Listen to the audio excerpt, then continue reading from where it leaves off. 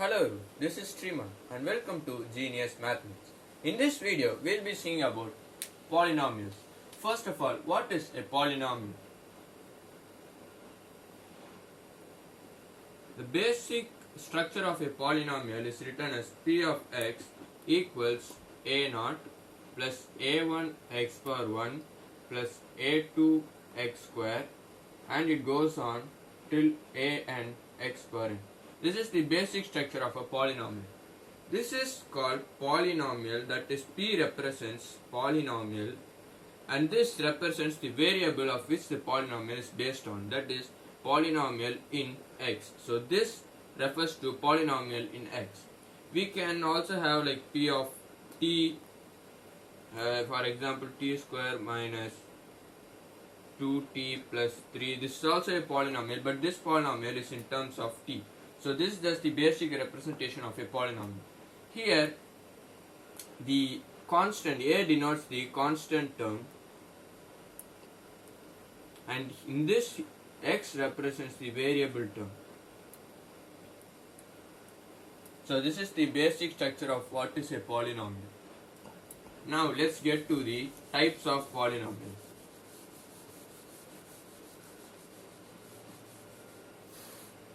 The polynomial can be divided based on two things.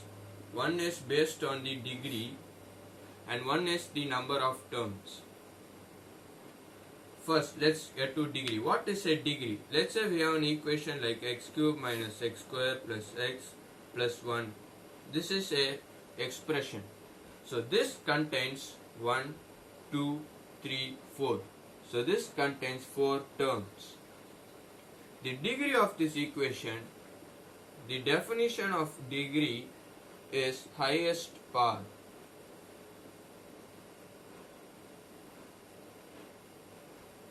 Highest power for a variable. In this equation, the variable is the x. So the x which has the highest power is 3. So in this equation, the degree is 3. So this equation is a cubic equation. If it is the degree is 2, then it is called a quadratic equation. For example, we can say x square minus x plus 1. This is a quadratic equation since the degree is 2. If it is of degree 1, that is, let's say x plus 1 is an expression. This is a linear expression since the degree is 1. So this is the division of polynomial with respect to degrees. Now let's get to the terms, that is division of a polynomial with respect to terms. Let's say an expression like 2x. This expression has only one term. Let's say we have 2x plus 1. This expression has 2 terms. That is, this is one term and this is another term. So this has 2 terms. When the terms are 1, then it is called monomial. If it is 2, it is binomial.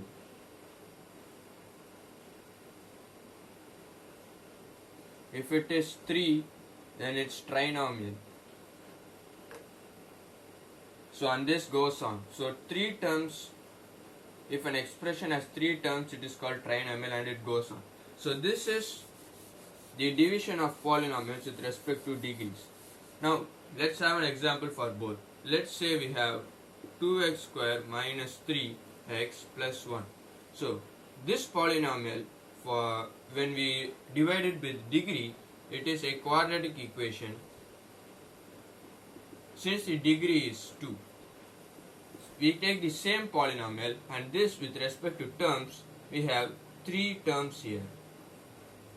So this is called a trinomial. So this is the basic thing of types of polynomial. Now let's get to a more important part for polynomial, that is factor or remainder theorem. Well, let's say we have a polynomial like 2x cube minus 3x square plus 4x minus 3. This is a polynomial. This is an expression and so it is a polynomial. The factor theorem says that if we want to find if this polynomial above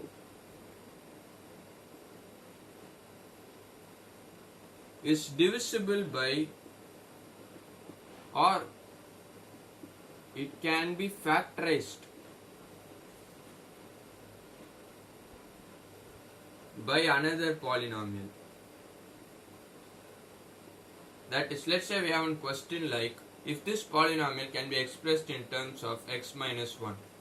That is, if this polynomial can be expressed in x minus 1 times some another polynomial, let's say.